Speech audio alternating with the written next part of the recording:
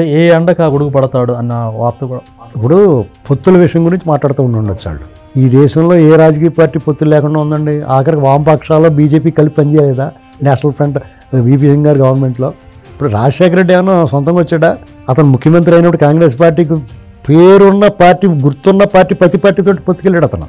Jaganmohan Reddy CPM వాళ్ళతో పొత్తెట్టుకోలేదా తెలంగాణలోని 2014 ఎన్నికలప్పుడు? అది కాకుండా వీళ్ళదంతా ఓపెన్.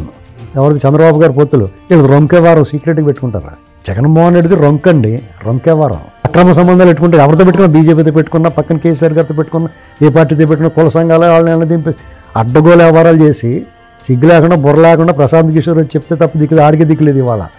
అటువంటి వాడు బీహార్లో డిపాజిట్ రానివాడితో వెళ్ళాడు. అప్పుడున్న ప్రజలు మాయ మర్పం ఒకసారి ఒక ఇంద్రజాలం చేసినట్టు చేశాడు. మాయలో పడ్డారు ప్రజలు.